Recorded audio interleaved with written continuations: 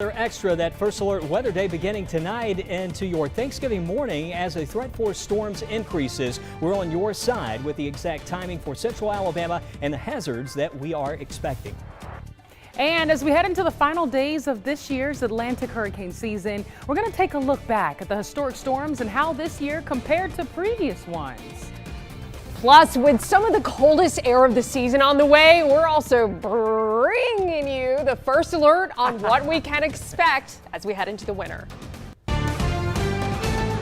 Live on your side, First Alert Weather Extra starts right now. And a lot until 4 o'clock in the morning, briefly for West Alabama, and then for central areas there 3 o'clock until 6 o'clock. And again, it's not a high risk or significant tornado threat here, so don't worry about that. It's just we just need to have a plan in case we get a troublemaker, one of those isolated storms that shows up during the morning. 4 o'clock until 8 o'clock. This is moving on out for our eastern areas. Now, having said that, still some impacts lingering into the morning with the wind, with the rain, and falling temperatures. So as you plan to visit family for Thanksgiving tomorrow, or if you have plans during midday or maybe in the afternoon and evening, if you have the holiday off there, plan for that possibility of some colder air making a return. That's coming back tomorrow, but the severe storm threat ends mostly before sunrise. Hard freeze possible next week. That's what we're going to be watching. There's an Arctic air mass moving in, and when you have a shallow Arctic air mass like that, you see a significant temperature gradient across a short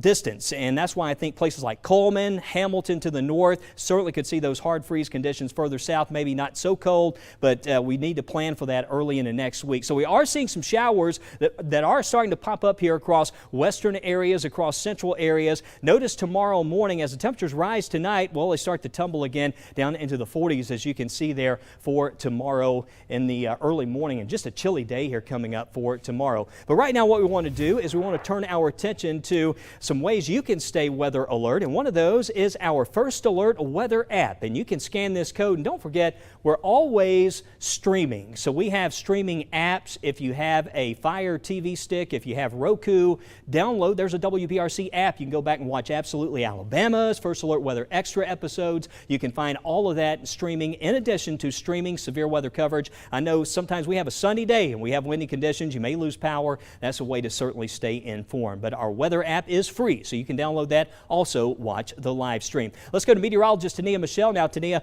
talk a little bit more about, it's been a while since we had an overnight risk, and that's why we're thinking that early tomorrow morning there could be a threat for, with that threat for severe storms. We want to make sure we have our weather apps and alert devices ready to go. Oh yeah, absolutely, Wes. So you were just talking about how important it is to have our First Alert weather app, but we encourage multiple ways to receive weather information. Some of those ways include, yes, that NOAA weather radio, but also just making sure you keep those mobile devices charged in general. Keep those portable chargers on hand. That way you don't have to use those outlets. You can avoid being electrocuted and all of that good stuff. And also making sure you secure those outdoor objects. It will be windy and pretty breezy from the night to night and throughout your Thanksgiving day. So any of those light outdoor Christmas decorations that you already have placed outdoors, make sure those are nice and secure.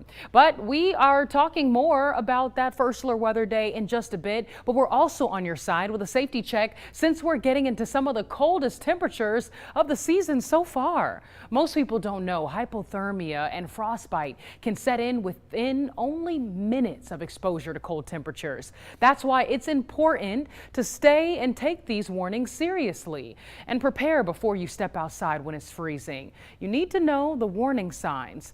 Hypothermia occurs when the body's core temperatures fall below 95 degrees. Symptoms and signs include shivering, exhaustion, confusion, fumbling hands, memory loss, slurred speech, and drowsiness. The signs of frostbite are a little different.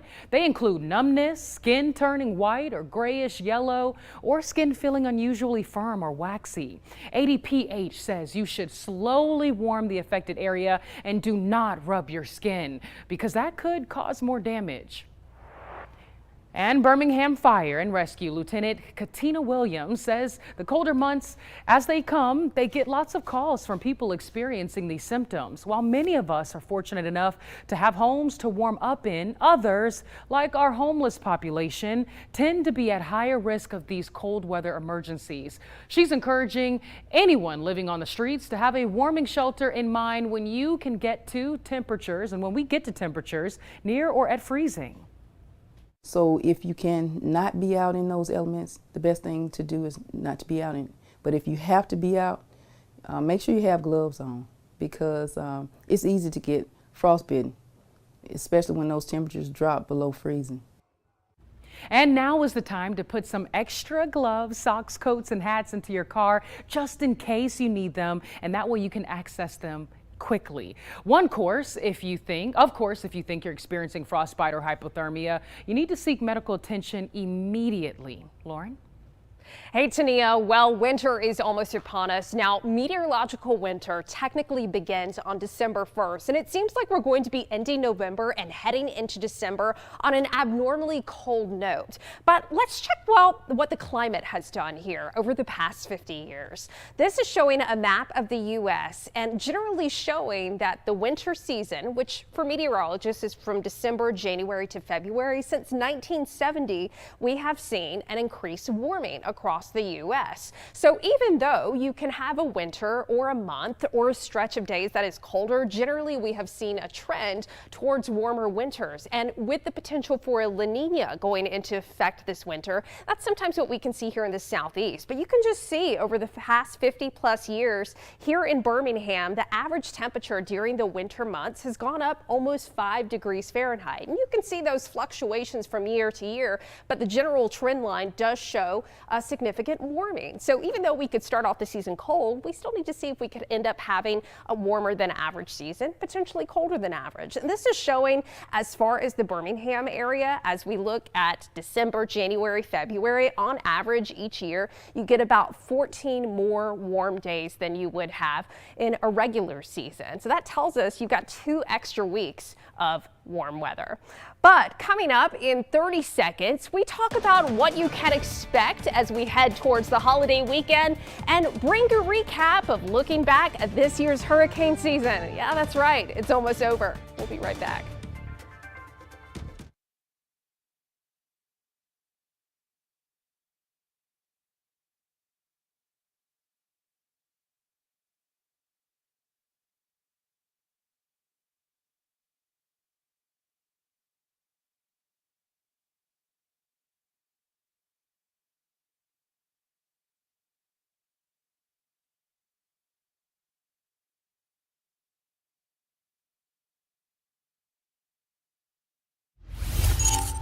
Welcome back into First Alert Weather Extra. Meteorologist Tania Michelle here. We are getting cold for this weekend. And the reason why, well, we have an Arctic blast. All this cold air from the north is going to start shifting in down south. We're not going to be the only ones dealing with these freezing temps, but you can see here that cold air really begins to push through as we head into the first couple of days of December. So remember those 4 Ps. I like to bring this one up.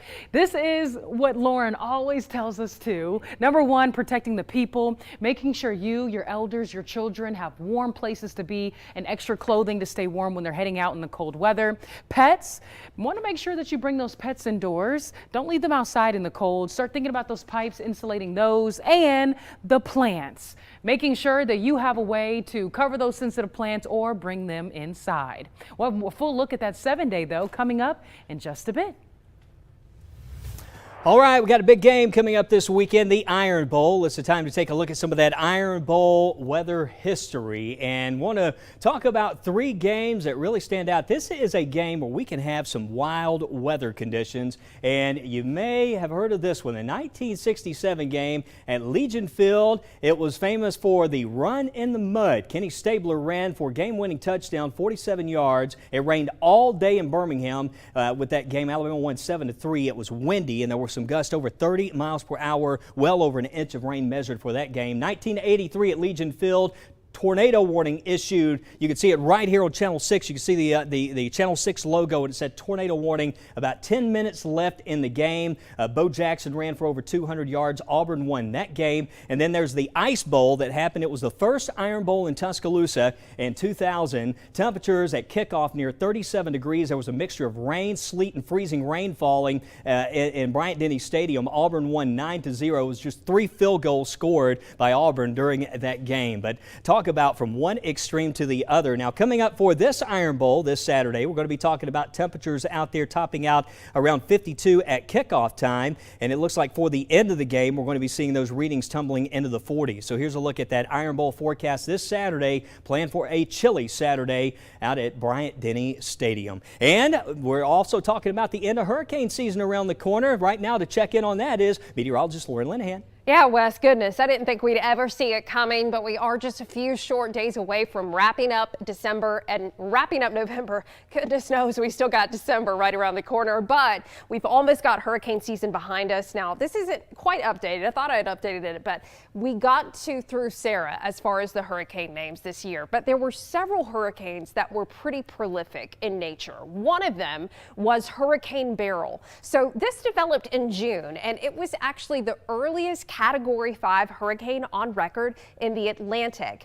And it was the first Category 4 hurricane on record in June. Typically, early in the season, June, you've got kind of lower activity. You're not going to see as much. Often systems aren't quite as strong yet because the ocean heat content isn't as high as it could be otherwise. But it brought damage from the Caribbean all the way into the northeast U.S. Remember, this produced a lot of tornadoes as it came through the U.S. And then, of course, we have Helene, the strongest hurricane on record in Florida's Big Bend, and it was the third hurricane to make landfall in Florida's Big Bend in just a 13-month period. And it brought catastrophic storm surge, wind, and of course the awful flooding through the Appalachians, all the way from Florida, Georgia, and into the Carolinas. And then we also had Milton. It was the second Category 5 hurricane of the 2024 season, and it has the strongest winds with a hurricane in the Atlantic basin since Dorian.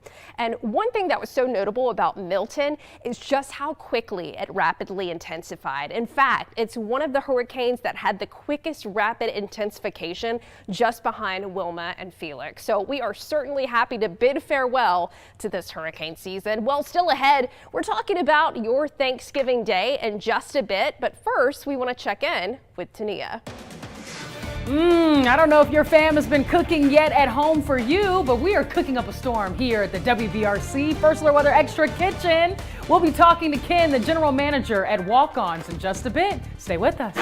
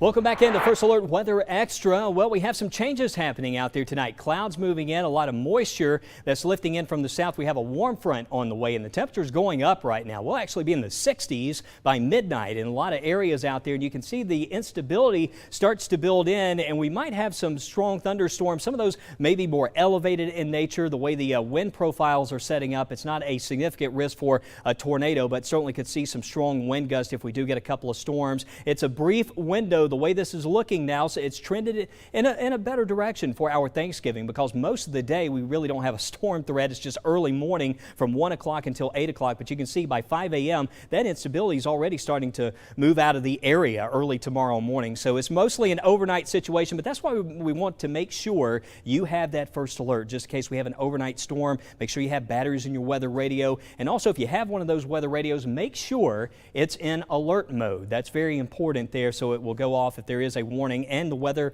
app. You can download that for free. But we're starting to see some showers. We'll see more scattered showers popping up here through this evening. But here's this line that starts to move in. You can see that's showing 2 o'clock in the morning around Fayette, Walker County. Not much to this. And quite honestly, it looks much like that system we saw earlier this week. Just a thin line, and with this shallow cold air moving south, it's just not a classic setup for a major line of storms. And it's just maybe 1 or 2 strong storms, and it's out of here quickly. But there could be some leftover showers tomorrow that last a bit later into the morning, some clouds, and then colder conditions going into tomorrow night. And I mentioned earlier, we've got this big drop in temperatures on the way, and because we're talking about Arctic air impacting the country, there's going to be a sharp gradient across the area north-south the next several mornings. This weekend, we could go as cold as 20 degrees in places like Coleman by early next week, so plan for a hard freeze. Cold weather for holiday shopping. Again, we mentioned the Iron Bowl would be a chilly one, and then you can see Sunday and into Monday,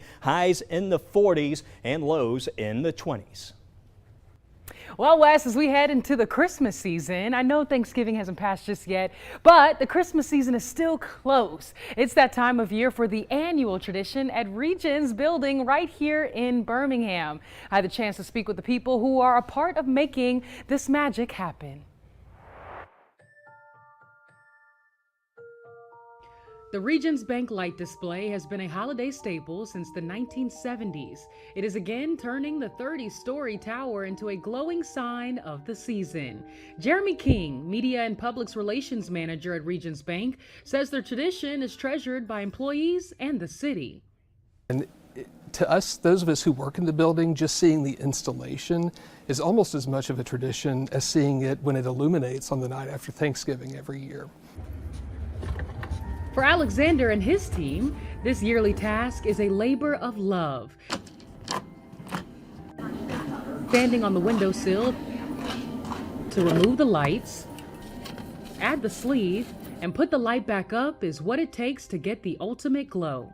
Following an outline ensures the lights get up correctly and create the shape of both the Christmas tree and the stocking. Alexander is someone who grew up in Birmingham admiring the lights from the city street.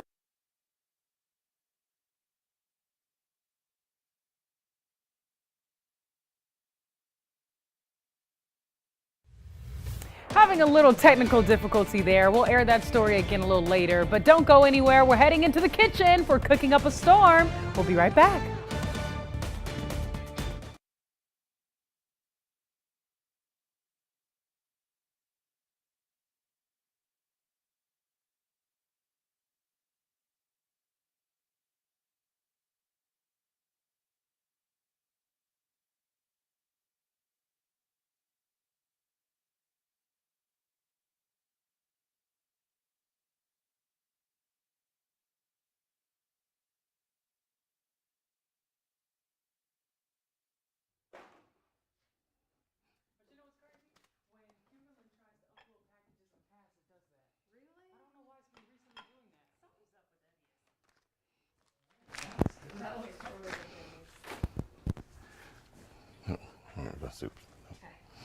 Yay, yes.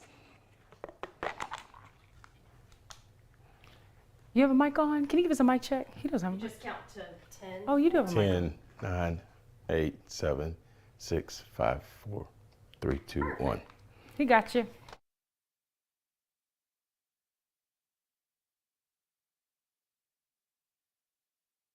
Leave those for y'all to sample. I mean, We will be able to handle Yeah, that. right. They said save some for them. We got.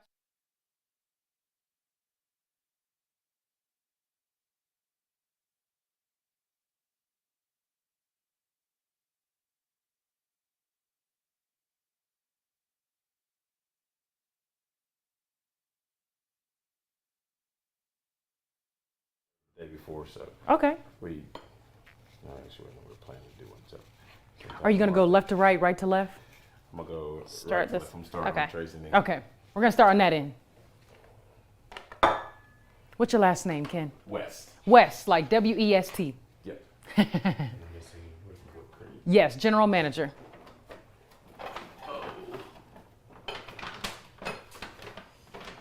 Yes, correct.